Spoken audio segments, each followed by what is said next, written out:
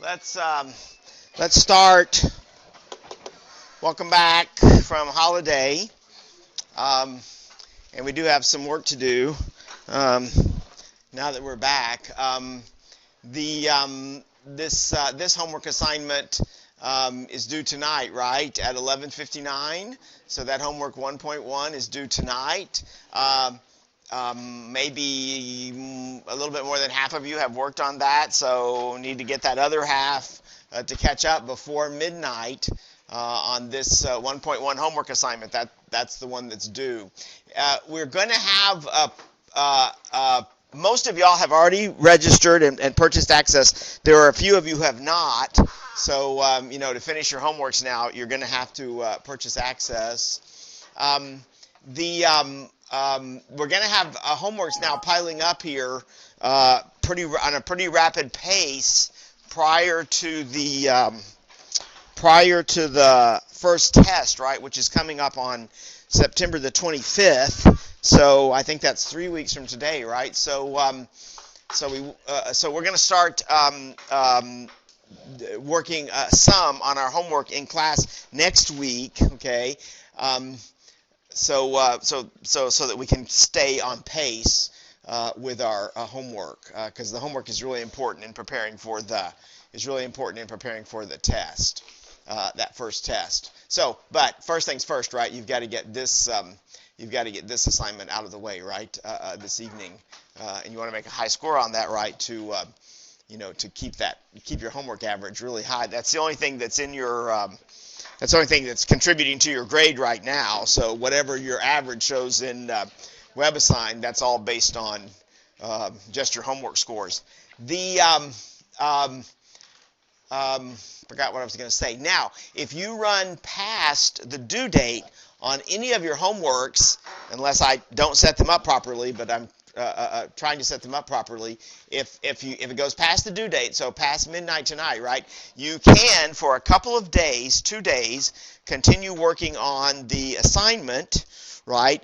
You will lose some credit, so there'll be a penalty on the new points that you earn, not your prior points, but the new points that you earn after the due date. But it's still worthwhile then to continue working on the homework after the due date, so you can, add points to that, right? You can still add points to that. So if you run past this due date, you still have a couple of extra days there to, to improve your score. Some you won't be able to get it to 100, but you may be able to improve it substantially, right? Okay, and some points are going to be better than 0 points.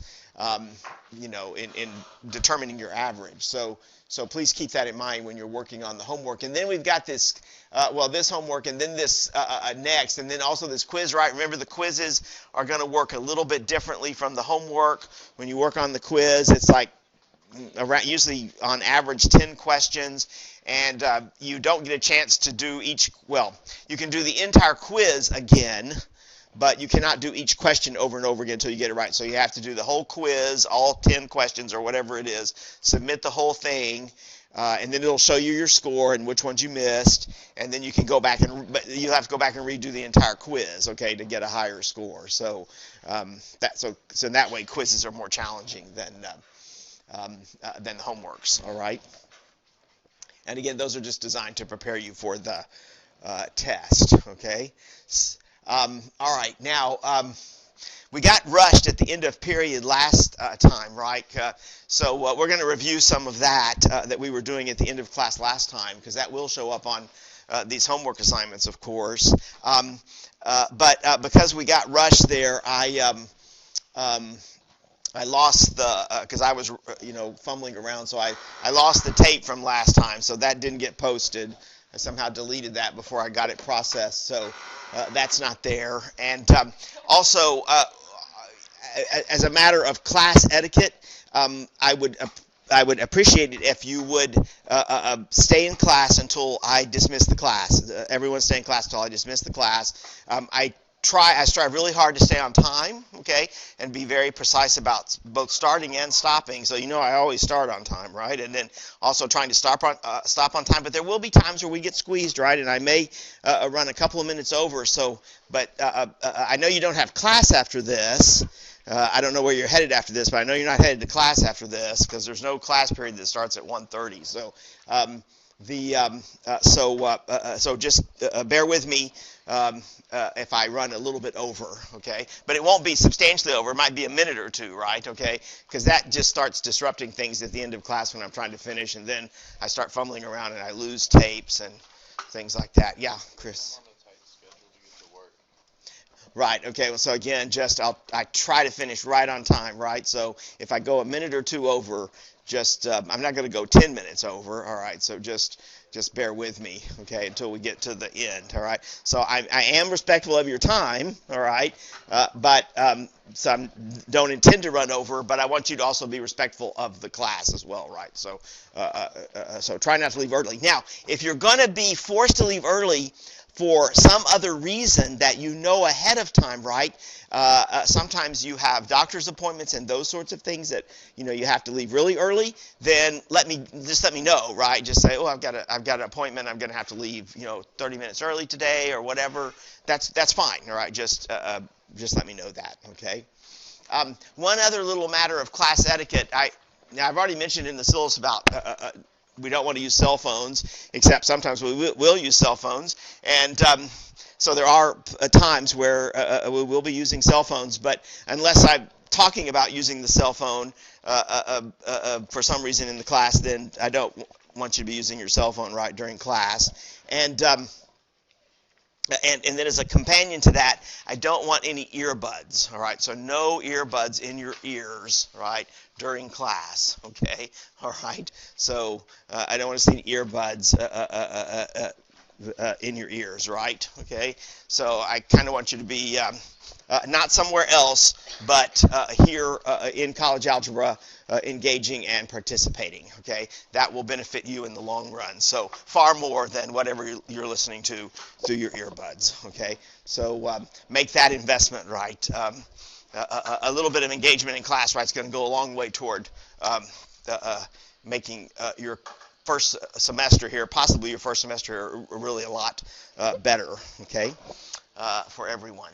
All right, now having told you not to use cell phones, next week, as I mentioned, we will be doing some homework in class, right? So, because I want us to keep caught up with our homework, and Taylor and I will be helping you with your assignments here during class, and those can be done on your phone.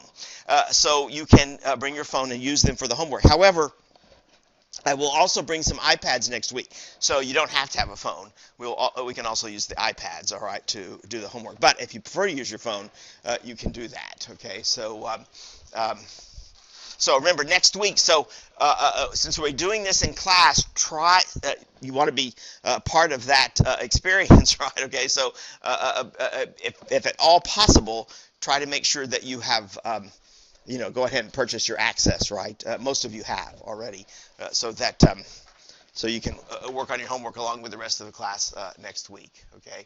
All right, so there's all sorts of little announcements there. Do y'all have questions that you want to ask? Here to start with, any questions about homework 1.1, okay? Those would be particularly good questions. Let me pause there for a moment before I just keep talking. So questions about that? Okay.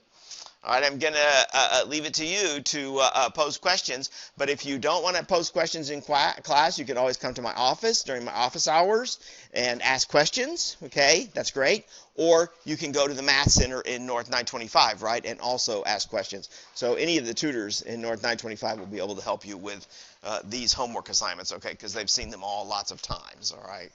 So North 925, right, a great place also to help improve your score, right? Don't let that go in one ear and out the other. So if you are not scoring well on your homework, okay, if you are not scoring well on your homework, right, okay, that means you're going to have to invest some time in improving your score, and one place you can invest that time is in the Math Center in North 925, all right? So if your homework average is in the 70s, don't like it, okay? That's not what it should be, okay?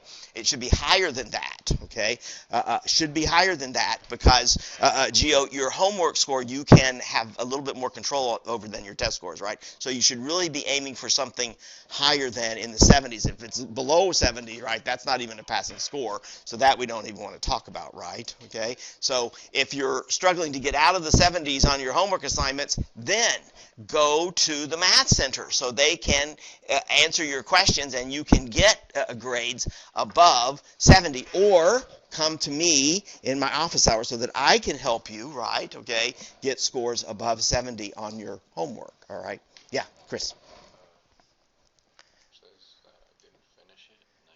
Like, he even witnessed me like submit it, and I finished it. So give me a 50 on it. Yeah, that's right. So I've given you 50 on it, right? So I don't know what you don't really have to submit. Okay, it automatically submits homework. Quizzes you have to submit. So I don't know what happened there. Okay, on that assignment that cost you points. Okay, have you already worked on the next one? Yeah, I already finished it. Does that show? Yeah, that's good. Oh, that's good. So I can't. It's hard for me to know now what glitch there occurred, right? Like, okay. Is there any way I can like change that? Like. That one we've run over the time on, okay. But I think in the long run, that's not going to that one thing will not significantly impact your score, right? Okay. So, but I would be watching carefully, right, in the future that once you've done an assignment, make sure you know what score you have on it, right? Okay, because it shows it right there. Saw me do it. Like, he saw it. Mm-hmm. Okay. So, like, all right. Well, come talk to me about it, and we'll see if we can we'll see what we can do. Okay. But be careful about after you've submitted it to check your score, right? So it looks like what you're expecting it to be, right? Okay. So we can avoid little things like that. That could have been, who knows, maybe a some sort of internet disruption or something, right? Okay. We don't have those as frequently as we did in the past. That used to happen all the time. Okay. All right.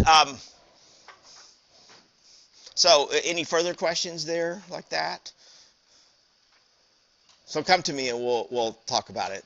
All right. Okay. Let's. All right. So get that 1.1 done. All right.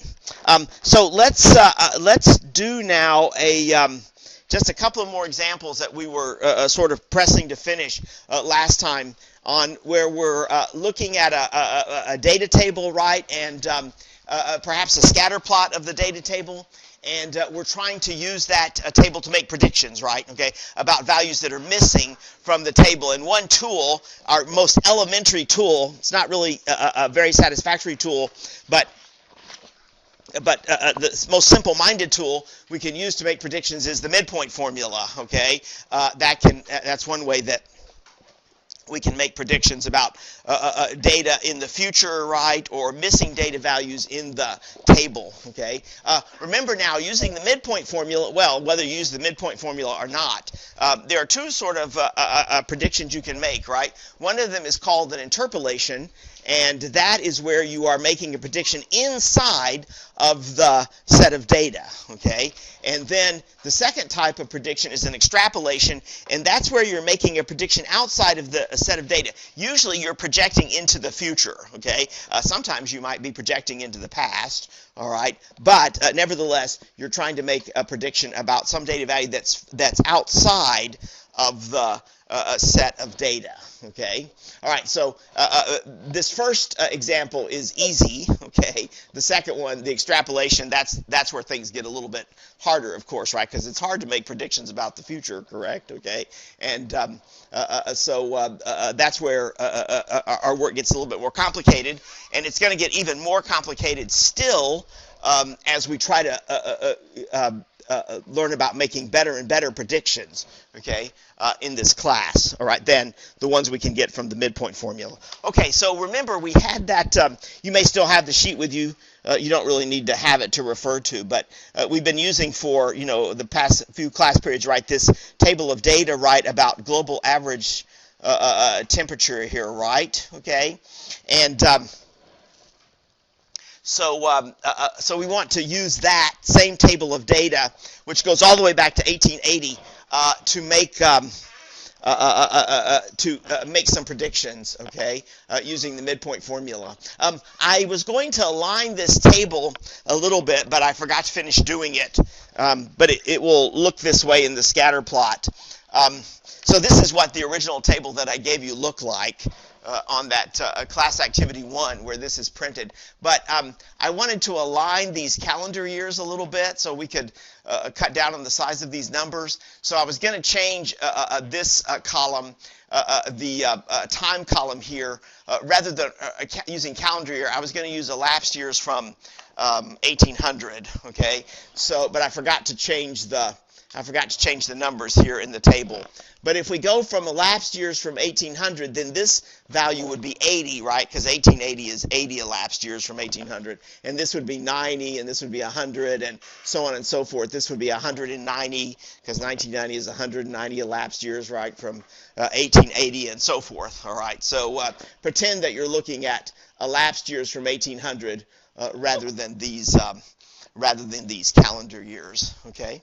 And so we want to now first, so there's the table of data that we're working from, and we first want to predict what was the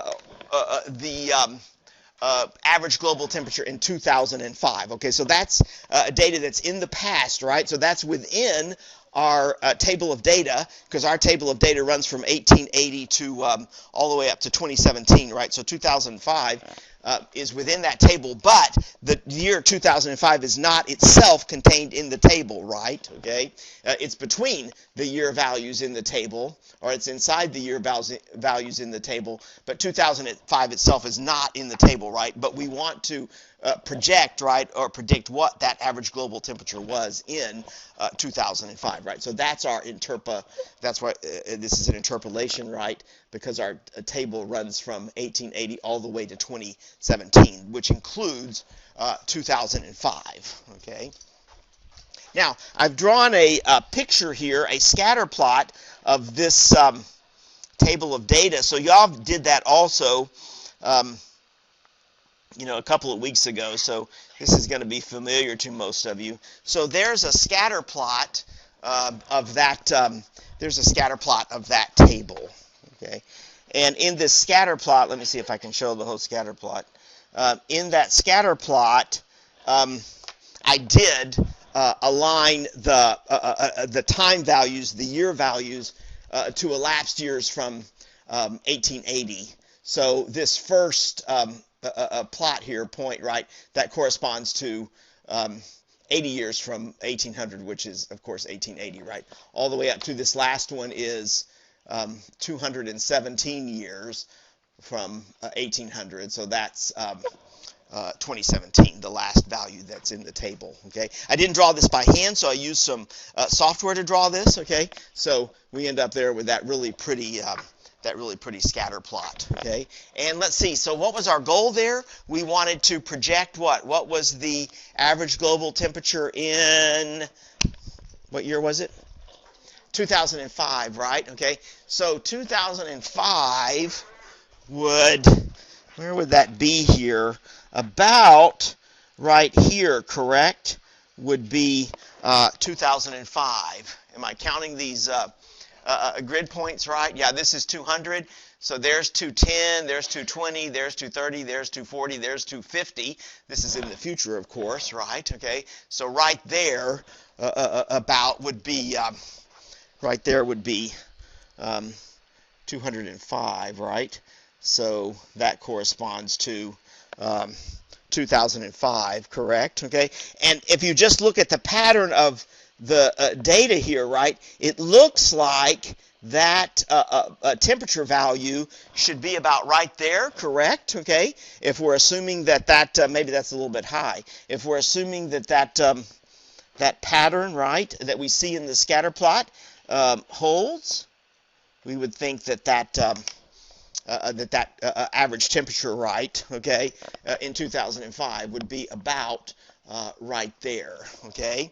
All right, so, but how do we nail down exactly where that point is really located, right? So what's the tool that we're going to use to do that? What now? Yeah, we're going to use the midpoint formula, right? Obviously, correct? Because we can see that this, right, that this point that I plotted there that I'm thinking corresponds to the year 2005, right? That point is going to be the midpoint between these 2 points that are already in the scatter plot, correct? Okay, let's see. This point corresponds to what year, of course? 2000, and this point corresponds to right there, right, which is 2010, correct? And indeed, 2005 is halfway between 2000 and 2010, right, okay? And so I'm thinking also then the temperature that corresponds to 2005 will be halfway between these two temperatures, right? The temperature for 2000 and the temperature for 2010. That is exactly the midpoint, okay? So what we're trying to do here is locate the midpoint between this point and this point, and that will give me my projection for my temperature. All right, well, let's see where those points actually were. We can't read them perfectly from the scatter plot, correct? We can approximate them, but we can see them here in the table, correct? There's the point that corresponds to, whoops, I drew it wrong there, right? There's the point that corresponds to 2000, right? That is the point on my scatter plot, 214.3, right? And of course, the point that corresponds to 2010 is right here. That's 210 and 14.6, right? So what I'll do is apply my midpoint formula and find the midpoint between these 2 points, right? Okay, and that will give me my projection for my temperature in 2005. See, that's very easy, right? All right, let's look back. There's the midpoint formula. I wrote it back down for you, right? Okay, so we're trying to find the midpoint between these 2 points, right? My x sub 1, y sub 1 is that a point that corresponds to the year 2000. So that was 214.3, as I recall, down there. Come on, pen, cooperate. And 14.3, and then my my second point, right? Okay, the point on the right, that was x2, y2. Its coordinates were 210 and 14.6, right? And then we're trying to find the midpoint between those 2 points, okay? So according to my midpoint formula, let's see, I find that midpoint just by averaging, right? So I average my x coordinates of the 2 points I'm given and the y coordinates of the 2 points I'm given, and it comes out so perfect, right? So 200 plus 210 divided by 2, right? That works out exactly as we had planned. That works out to be 205, right? Which exactly corresponds to year 2005, correct? And now let's find that second coordinate, right? That temperature coordinate. And so that's just the average of 14.3 and 14.6. So that's so easy, we can just do that. If I can squeeze it in here, we can just,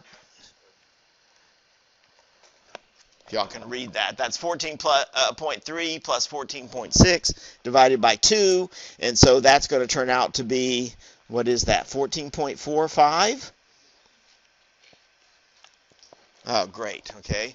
So there's our answer, right? There's our interpolation, right, of the average global temperature in 2005. See, that's all very simple, correct? So it's 14.5 degrees centigrade, right?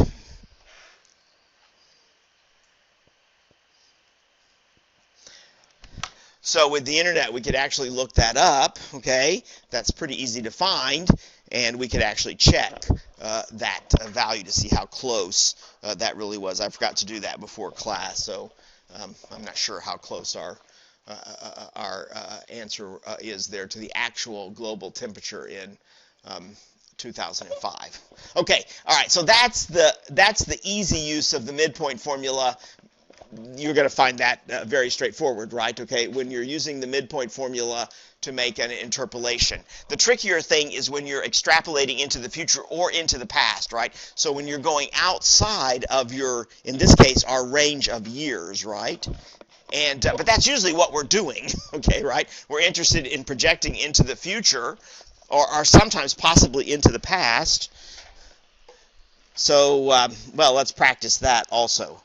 We're still going to use right, the midpoint formula, correct, okay? But we're going to use it a little bit backwards here, right, okay? Because we, in 2030, right, we don't have points on our scatter plot that bracket the year 2030. 2030 is not in our, data set, right? That's why this is an extrapolation. All right, let's go back and look at our scatter plot again, because the scatter plot is really useful. All right, so there's the scatter plot, right? Okay. So I'm interested in projecting what's going to happen right here, okay? This would correspond to 2030. So that's elapsed year 230, right?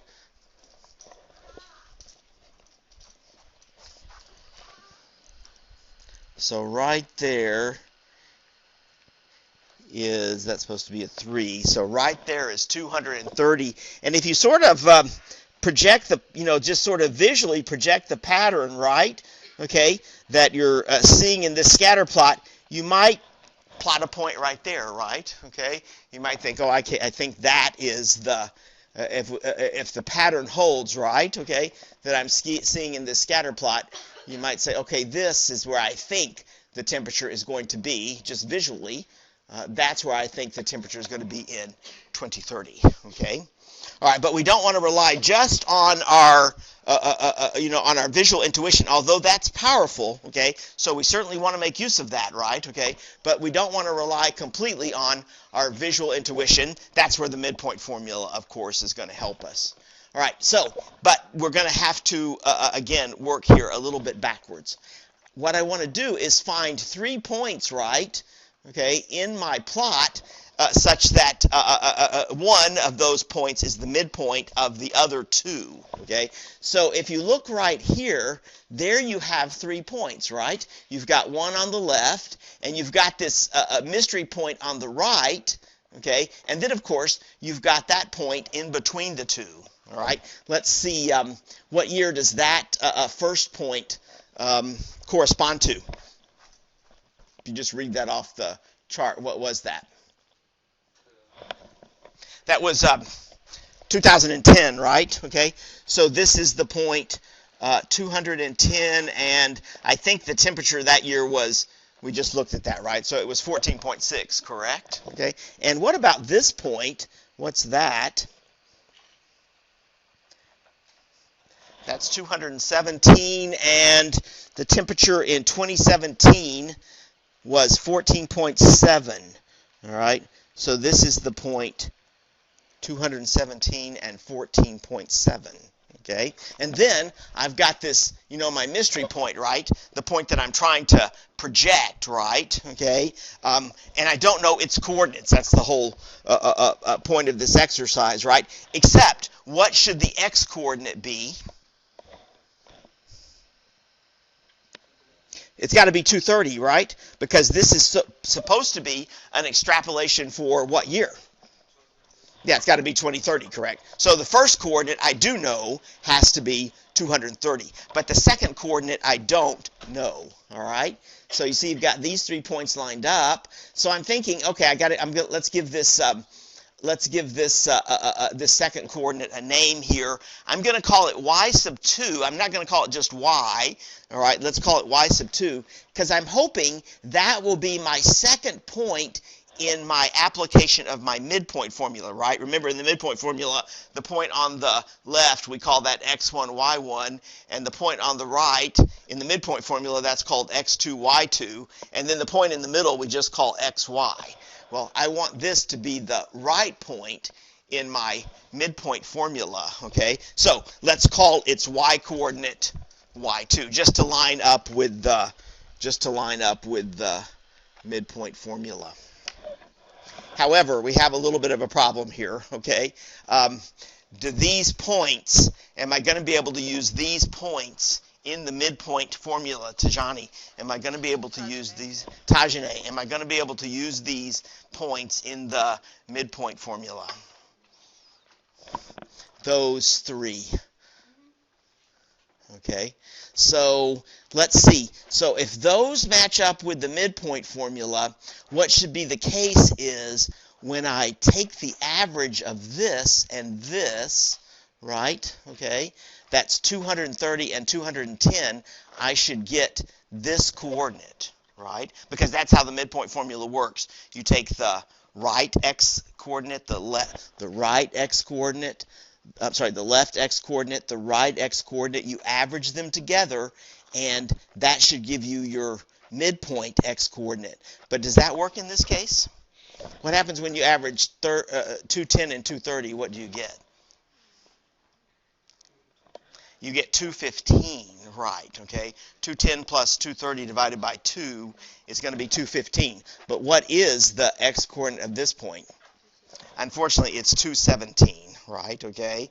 217. This point is not going to be halfway between these 2 points. It's not going to work as the midpoint, all right? Woo, okay? So that's disappointing, but that's just the way it is, all right? I'm not going to be able to use this, these 3 points, right, okay, to apply my midpoint formula, okay? Tajane. Now, Tajane, however, we shouldn't give up, all right? So we shouldn't say, oh, I can't do this, all right? I got lots of points on this graph, okay? So can you find other points, right, where I could apply the midpoint formula so that this would be on the left, this would be on the right, and this would be on the left, and then the point in the middle would be halfway between the two. Can you see 2 other points that would work? I've got to average it to 215, right, okay? So what other point can I pick? Other than 215? No. Well, no, I don't have to, I want, it doesn't have to be 215, okay? I just want, so that when I average this one, and the point, I've got to have this one, right, because that I have to have that, because that's my prediction. So this x-coordinate and the first x-coordinate would average to the middle one, okay? I want 3 points that would work like that. And these 3 points didn't quite do it, right, okay? Because there I have 210 plus 230. That gives me 215, not 217. So, but can I pick other points where when I average them, it will work out properly? I can't because I don't have 215 in the table. See, I didn't have that in my table of data. Yeah, okay. The only thing I have in my table of data are these points, okay? So just working with those green points, which ones could I try? Can I scroll up a little? I'll scroll up a little bit there, so that'll make it easier for you to read the x coordinates there, so you can see the bottom. See, there's the bottom. Okay, so what else could I try there? 200. All right. So you want to try this one? All right. So if I take 200, right, and average that with 230, right, okay, you're going to get, what's the average of 200 and 230?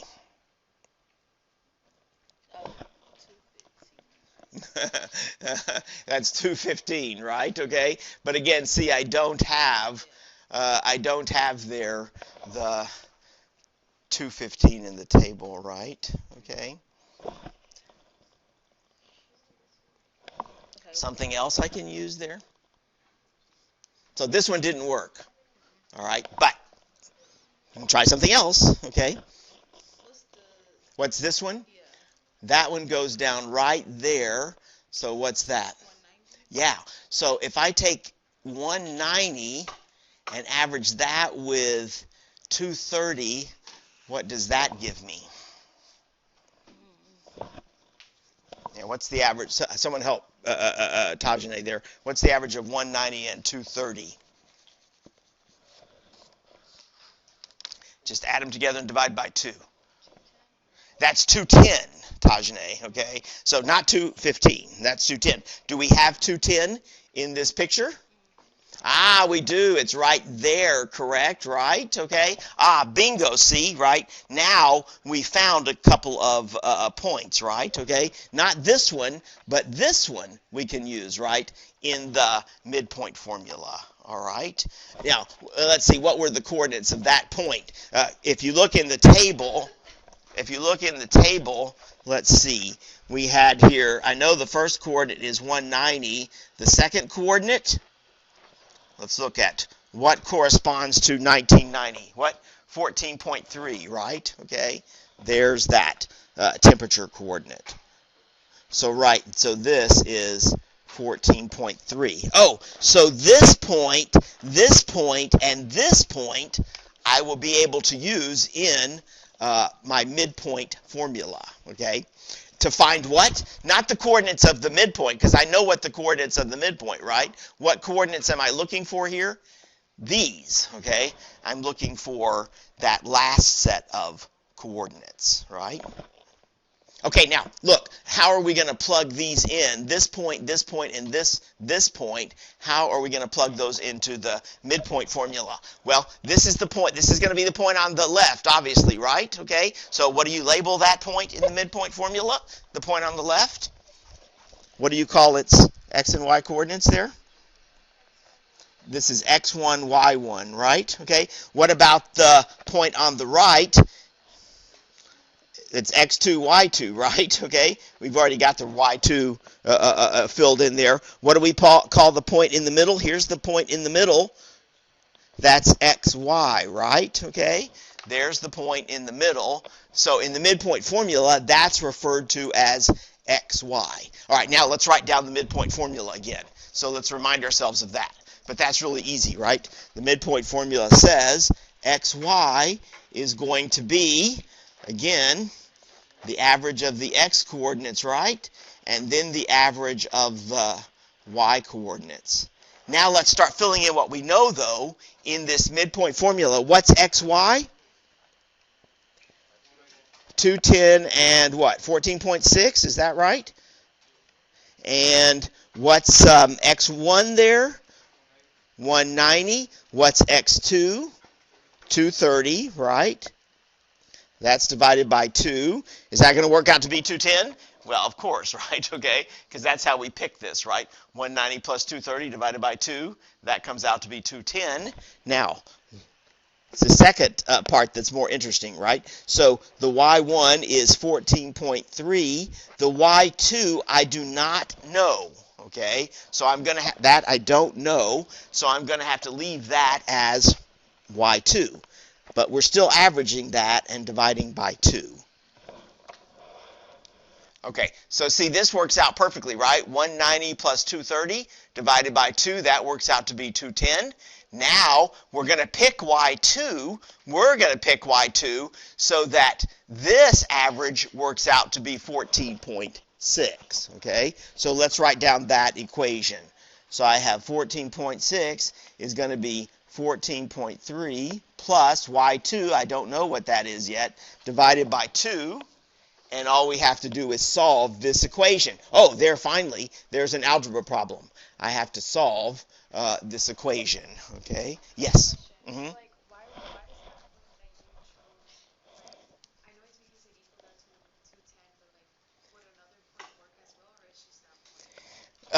To use the midpoint, no, maybe other points, okay, but I'm not sure that there's another point, right, okay? I can't see another pair that are going to, where I'm going to be able to fit them into the midpoint formula there, okay, right, okay? Maybe, right, yeah, a little bit of trial and error there helps, right, okay? You could have tried this point, right, okay? I don't know what the coordinates of that point are. That looks like 170. But see, then when you take 170 and divide it by 230, what do you get? Oh, That would also work, right? Because 170 divided by 230 is, I'm sorry, 170 plus 230 divided by 2 is what? 200, right. Do we have 200 in the table? Oh, yeah, it's right there, right? So we could have used this point, and this point, see? Okay. Yeah, so you can use a different point, right, okay? You can, right. So, so you have some options there, right, okay? Now, which ones are going to give you the best estimate? That's a good question, all right? All of these estimates, right, remember, are projections into the future, so they all have some error in them. They're all going to have some amount of error, okay? All right, let's see. So, let's finish solving this equation then, correct? So, how would you solve that equation? What would you do first? Yeah, multiply by 2, right? Get rid of the fraction. So multiply both sides by 2. That's easy to do. You get 29.2 is equal to 14.3 plus y2. And then just subtract 14.3 from both sides, right? So you have 29.2 minus 14.3. And what is that going to be? 14.9? So there is our projection for 2030, okay? Based on those 2 points, we would say, oh, the global average temperature is going to be 14.9 in 2030. All right, Juliana, since you already asked the question, okay, I will pose to you the next part of this problem. All right, so, but there is our extrapolation of what the global average temperature will be in 2030, okay?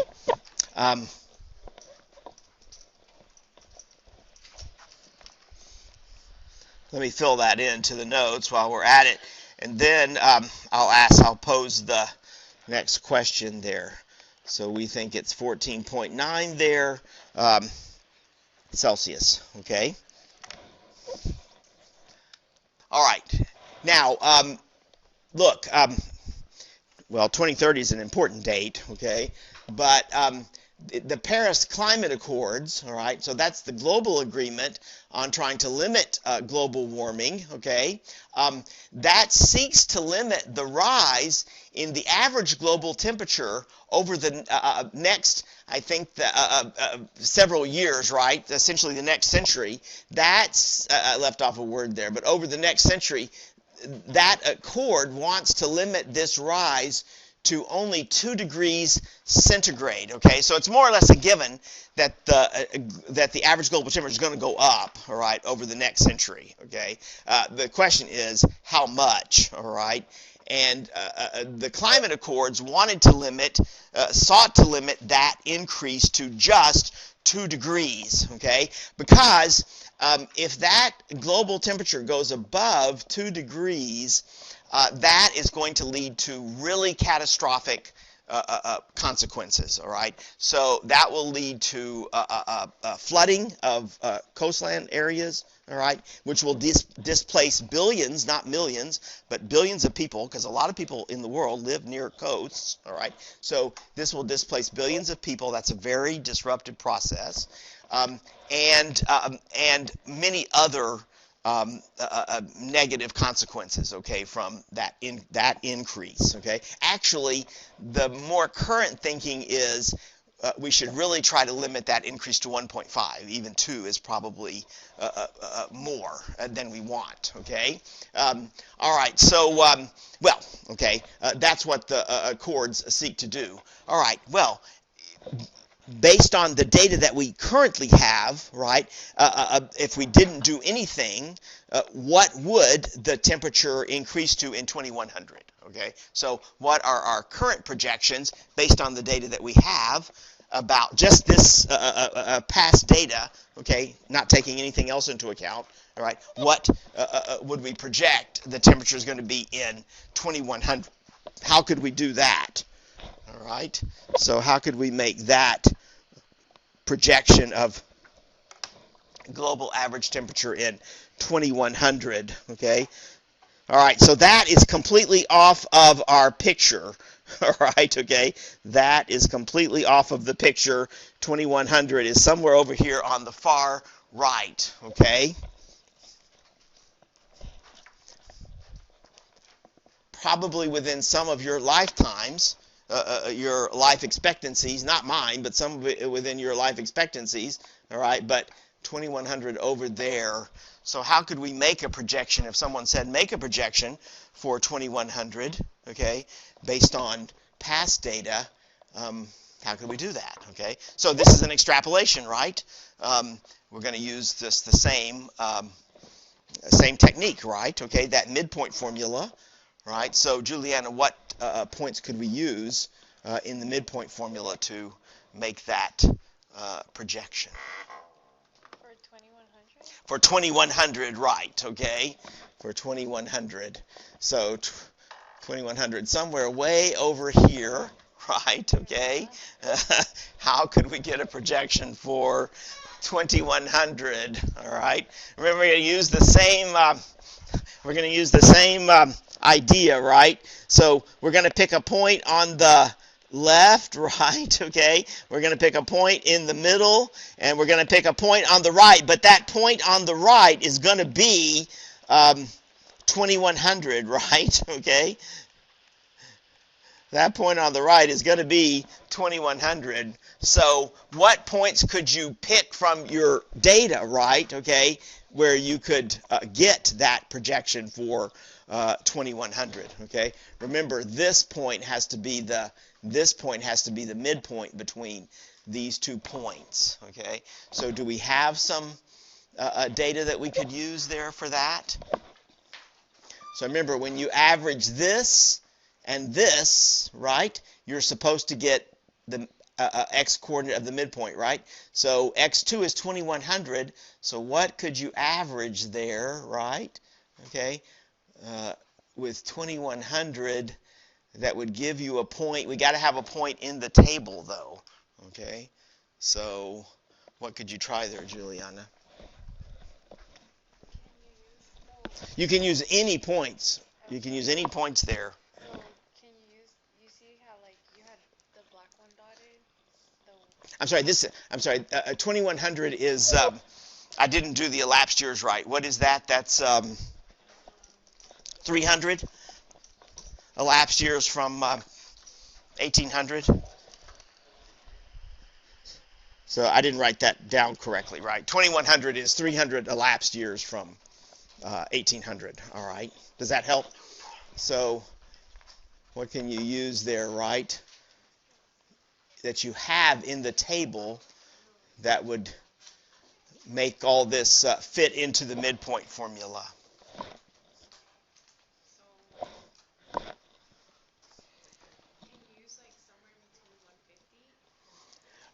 I can use anything I want, but it's got to be a data value that I have in the table, okay? So you're thinking you want 150 here, 150, and then something below 150? Is that what you're... Because I do have 150 in the table, right? Okay. Oh, so no, this can't be the left point. This is the left, I'm sorry, this is the right point, right? So, can it be the left point? 150? Yeah. 150? Okay. No, we can try that. All right. So we can definitely try 150.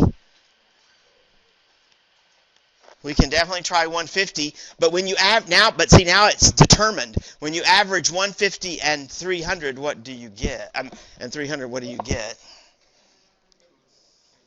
You get 225, right? Okay, and that's 2025, but that's not even in my data, right? Okay, so 150, good try, but not going to work. Can you try another one? Yeah.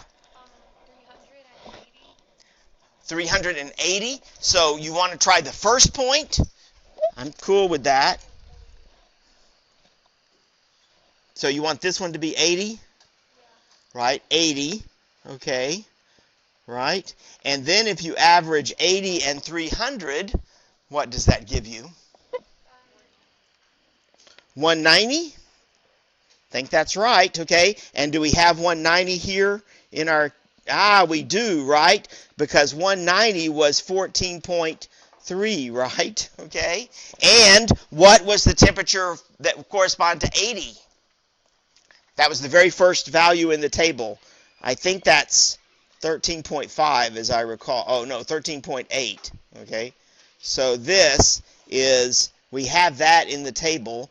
That's 13.8. So good choice there, okay? That's a good choice there, Doris. All right. Are you Doris? Oh, no, I'm sorry.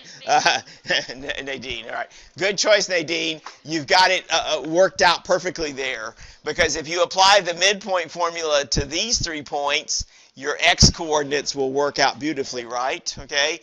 80 plus 300 divided by 2 is 190, right? Okay, which is fortunately, that's in the table. So now we just have to predict there what y2 is, right? Okay? All right, so I know how to get y2, right? Because if I take y1 plus y2 divided by 2, that has to be y, right? That has to be the y coordinate of the midpoint. So y is 14.3, y1 is 80, and I don't know what y2 is, but we're getting ready to figure it out, right? I'm sorry, not 80. Y1 is 13.8, okay? 13.8 plus y2 divided by 2 has to come out to be 14.3. So what does that work out to be? So multiply both sides by 2 again, okay? And we get what? 13.8 plus y2 is what? 28.6. And then just subtract there. So what do you get there? What's 28.6 minus 13.8?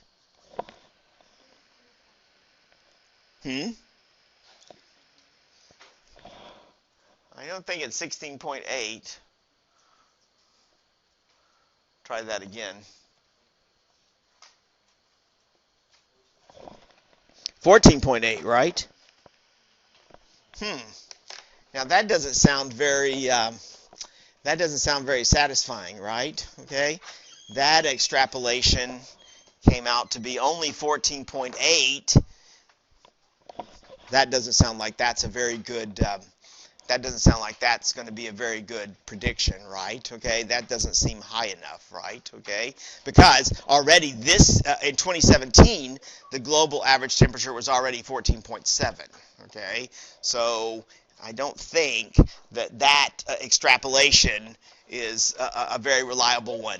That's the problem with using the midpoint formula and making extrapolations far into the future, okay? It doesn't give us often a very reliable estimate, okay, or an estimate that we would have much confidence in, okay, when we're projecting far into the future like this, okay? So there are definite limitations to using the midpoint formula for making predictions. The main problem with the midpoint formula is you're not using very much data from your table, right? When you use the midpoint formula, you're only going to be using 2 points out of your table to make your prediction, okay? The left point and the right point, right? And then the midpoint formula is your prediction, right? Or it may be you know the midpoint and the left point and you're making a prediction in the future. That would be the right point in the midpoint formula. But still, you're only going to be using 2 points out of your whole table to help you make the prediction. But we have lots of data here, right? Okay, so what we'd like to be able to do is make predictions that incorporate all of our data, right? Okay, not just 2 points out of the data set, right? We think we could get better predictions if we were trying to base our predictions on all the points in the data set, not just a couple of them, okay? Not just a couple of them. So that is our goal, all right, is how can we use algebra, okay, to make predictions from tables of data where we're using all of the data in our data set, not just a couple of points out of the data set, okay? All right, let me show you here now what we're going to do. All right, so there's the data set drawn again, okay? There's the data set drawn again, all right? And, right, okay? And notice in that data set, so that's the whole data set, but I've drawn it with a different graphing window. So there's the whole data set. And notice what I've done there is I've not made a line graph there, right? I didn't make a line graph, okay? I did not make a line graph. But what I've done there is superimposed a line on that data set, okay? So it doesn't go through all the points, but that line sort of looks like, quote unquote, right, in very loose terms, that line sort of looks like or fits the pattern of that data set, right? And now we can use this line to help us make predictions about the future. And I claim now that this, in developing this line here, we're going to be using all of the points in the data set, not just a couple of points there in the data set. Okay, so that's my goal, is to see if I can figure out how to develop or create a line like this, right, to make projections instead of just relying on 2 points out of my data set. So that's what we're headed for, okay, is how to create this line and use that line to make predictions rather than just the midpoint formula, okay? All right, but right now, we still have the midpoint formula, okay? So we at least have that tool for using our data set to make predictions, okay? So, it's going to take a little bit of machinery for us to work up to creating that line, okay? That line, by the way, is called a fitting line, all right? Because it, in some sense, fits that, in some sense, it fits that set of data, okay? All right. Well, so now we have to work on talking about lines and things like that, right? So we're going to build up the machinery for creating that fitting line. Okay, well, that's what we're going to, that's the task that we're going to start with right now, okay? All right, so I'm going to introduce now some terminology, okay? So I'm going to introduce some terminology now. Some of this may be familiar to you, all right? Some of it may be completely new, which is fine, okay? We're going to start right at some very basic algebraic definitions that are very simple and very easy to understand, all right? But they have lots and lots of applications because they're so general, okay? So we're going to start with some simple ideas, all right? And then we're going to exploit those to create some more complicated algebraic concepts, okay? So these definitions that I start with here are really simple, very basic and straightforward, okay? But they really form the foundation for helping us create this line, for instance, this fitting line. And it also turns out that they have important applications in other types of algebraic types of problems, like solving equations, for instance.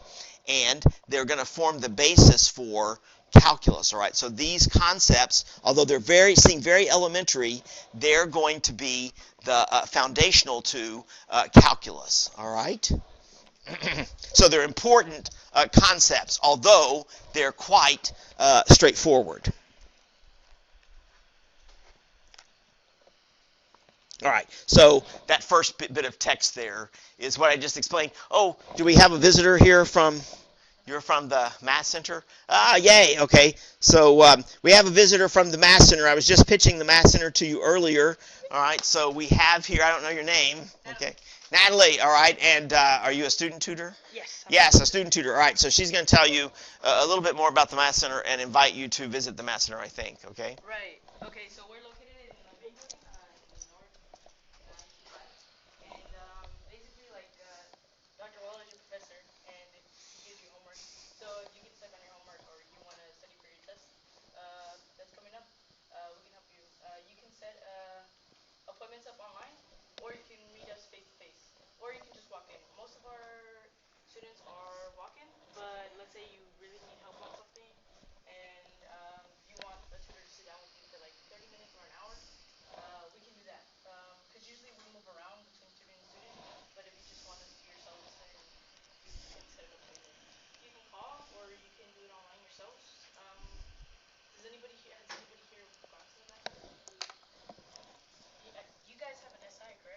We do have an SI, yeah, okay.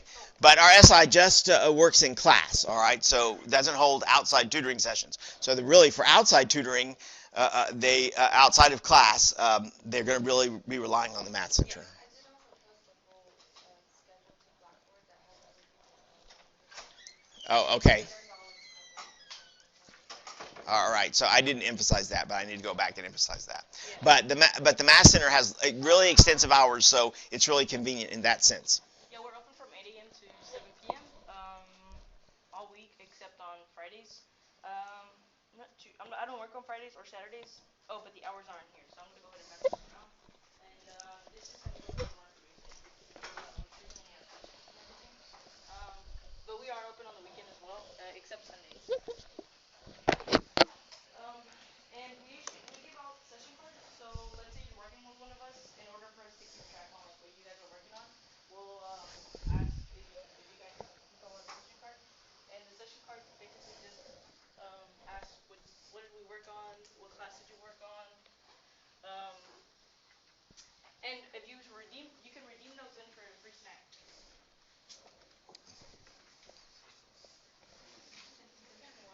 That sounds good. You can redeem the session cards in for a free snack.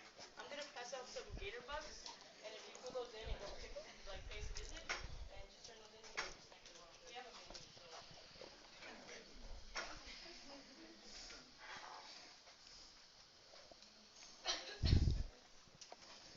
You want one? No. You good? Yeah. Any questions? No? So if you fill out these Gator Bucks and turn it into our front desk, you can pick something off our menu.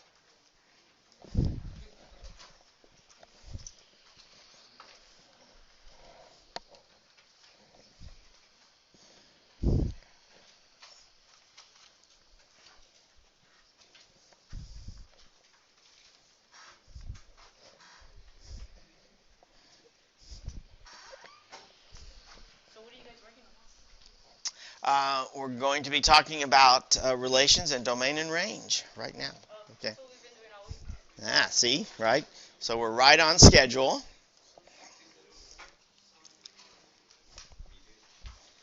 Would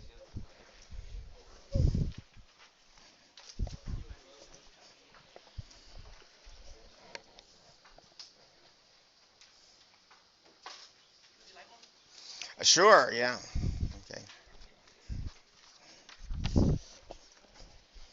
Great. E pluribus gator. Yes. Yeah. Any questions there about using the Math Center? So it's you can make appointments, but essentially all you have to do is walk in, right? Okay. And We have professors and we also have peer tutors such as I. And we have schedules on this is college algebra, right? this is college algebra, yeah. So I believe all our tutors can help you with college algebra, and all the professors can help you with any subject. So we have professors and peer tutors up there staggered.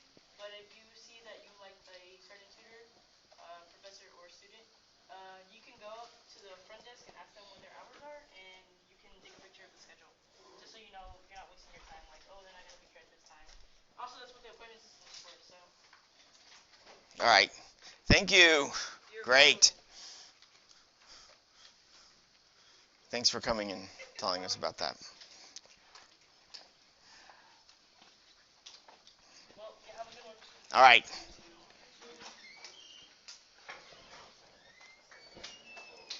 Okay, so you got homework due tonight, so you may want to cash in your Gator Buck, right, already, okay, and get some help on that homework. All right, I've got to give you a few quick definitions because we have an activity to do here in the last few minutes of class, but I want you to be prepared for that, so I've got to give you a few definitions that are going to show up on that activity, okay? But again, these are important definitions, but they're very straightforward. They're very basic definitions. At first, they seem like they're so basic they won't be useful, okay? But again, as I told you, these are going to form the foundations of many of the things that we're going to be doing in this course. course, and also then later in calculus. All right. So here's our first definition. All right. You will have to remember these things, okay? Because I'm going to say them over and over and over again. All right. It's in the notes, but of course you can write down the definitions, but it's in the posted notes.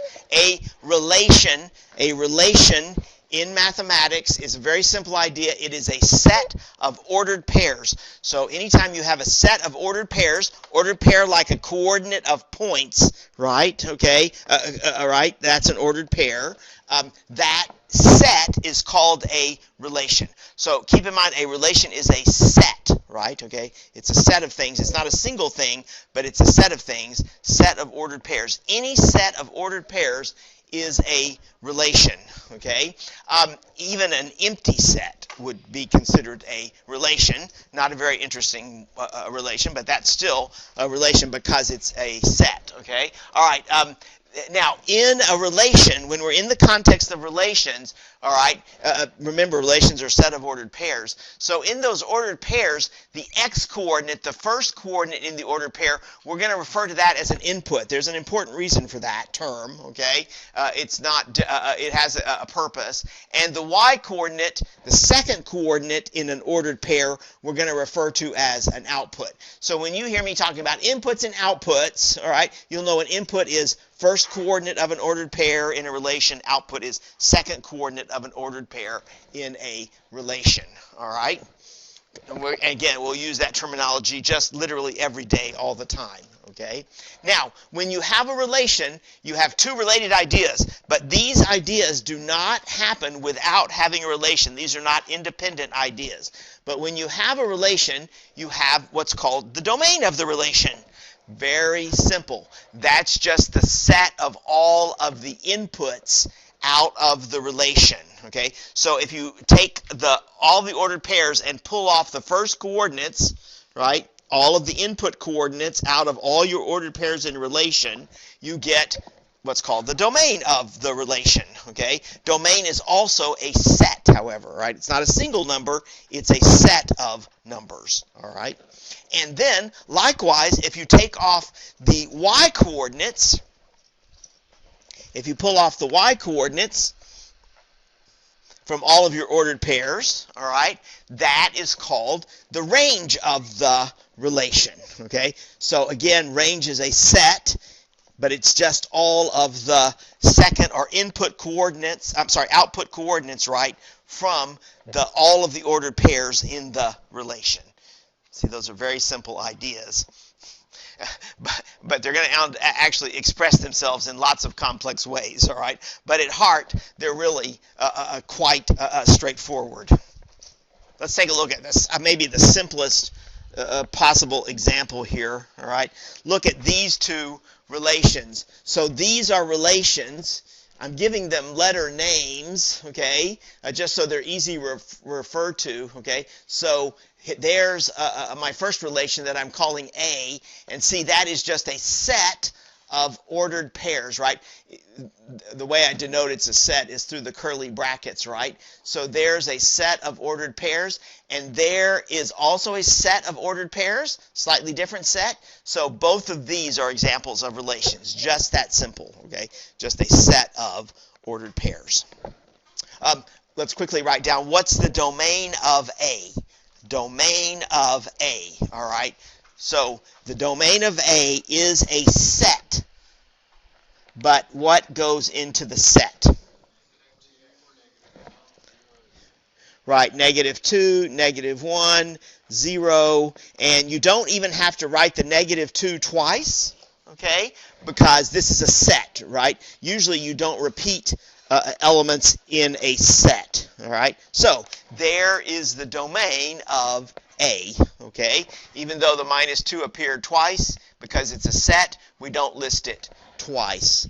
Let's see, this next question here is probably what is the range of B? Yeah, what's the range of B there? Also a set, right? So what's that set? Yeah, easy. Just read them off, right? Read off the output coordinates. So it's 4, 5, -4, and 7. And notice the 7 is repeated in two ordered pairs, but you don't have to write it twice when you write down the range of B, okay? All right, so there's the range of B, just the set of output coordinates from the relation, okay? See how easy those ideas are, right? Okay. As again, they're going to express themselves in a lot more complicated ways than this, but at heart, these are very simple ideas: relation, domain, and range. Okay, we're going to stop there, all right, because we have an activity to do where these definitions actually show up, okay? And Taylor's going to pass this out, but let's take about, while she's passing these around, let's take about 3 or 4 minutes, all right, so you can get up and go to the restroom or get a drink of water or something, right, okay? And then we'll come back and work on this for the final 30 minutes of the period, right, in our groups, and this is going to be a homework assignment. So we'll turn this in, okay? Hopefully we'll get it done by the end of the period, but we're going to turn this in for a homework grade, okay? All right. So when we get back in 4 or 5 minutes here, we're going to start working on that.